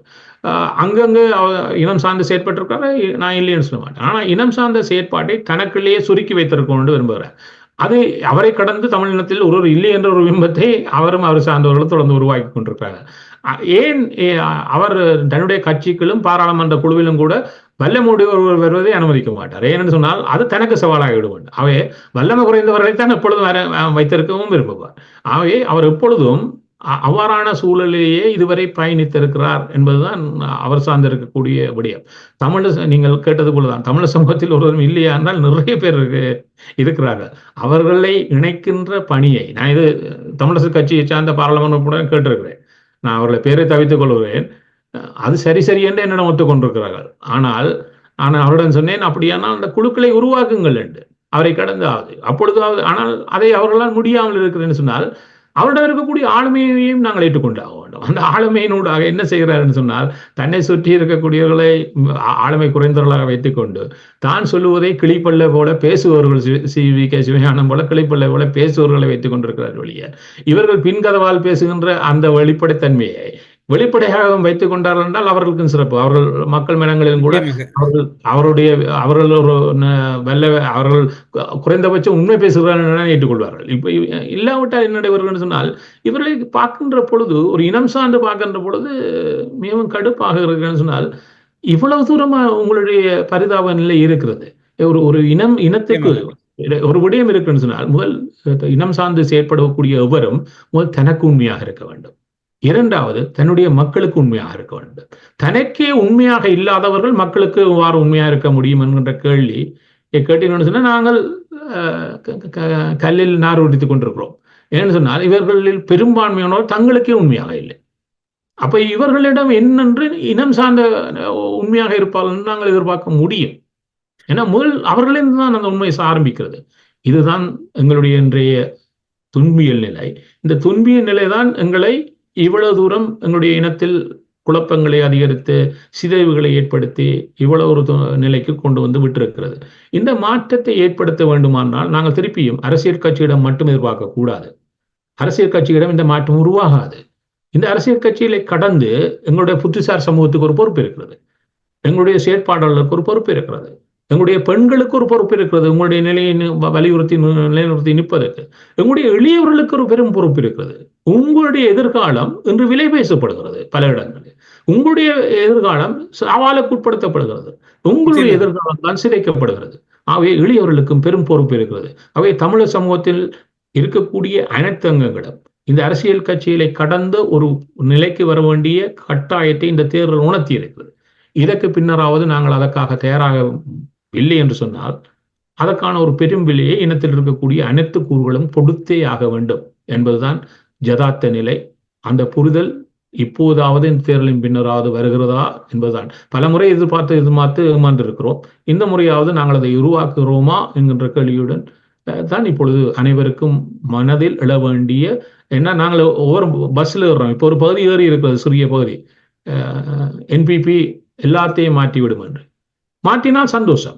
ஆனால் அவர்கள் மாற்றுகிறார்களா என்பதை உறுதிப்படுத்தாமல் ஒரு பஸ்ஸில் ஏறி போனால் எங்கேயோ போய் இறங்கி விடுவோம். அது ஆபத்தான இடமாக கூட மாறிவிட்டதன் பின்னர் கவலைப்படுவதில் எதுவும் இல்லை. ஆகவே முதல் நம்பிக்கை தருகின்ற வகையில் அவர்களை இறுக்கமாக வைத்துக் கொள்ளுகின்ற பொறுப்பும் கட்சிகளை கடந்து மக்களிடமே இருக்கிறது. அதுக்கு என்ன செய்ய போகிறோம் என்பதுதான் இன்றைய கேள்வி. நிச்சயமாக ஊடறுப்பு நிகழ்ச்சியில் குறிப்பாக தமிழர் தேசமும் தமிழ் தேசிய அரசியலும் தமிழரசு கட்சியின் போக்கும் தமிழ் மக்களினுடைய மனநிலையும் தேசிய பட்டியலில் இலங்கை தமிழரசு கட்சியின் முடிவுகளும் எதிர்வரப் போகின்ற முடிவுகளின் பின்னர் எழப்போகின்ற எதிர்ப்புகளும் அதிர்ச்சிகளும் என்கின்ற பல்வேறுபட்ட முக்கிய தகவல்களை ஊடறுப்பு நிகழ்ச்சியின் வாயிலாக பகிர்ந்து கொண்டமைக்கு சிறப்பு நன்றிகளோடு உங்களிடம் விடைபெற்றுக் கொள்கிறோம். நன்றி, வணக்கம். நன்றி, வணக்கம். அரசியலில் நகர்த்தப்படும் காய்கள், திரைமறைவில் நடக்கும் இரகசிய பீரங்கள், உலகத் தமிழர் அறிந்தேயாக வேண்டிய உண்மைகளை தேடி ஒரு ஊடறுப்பு.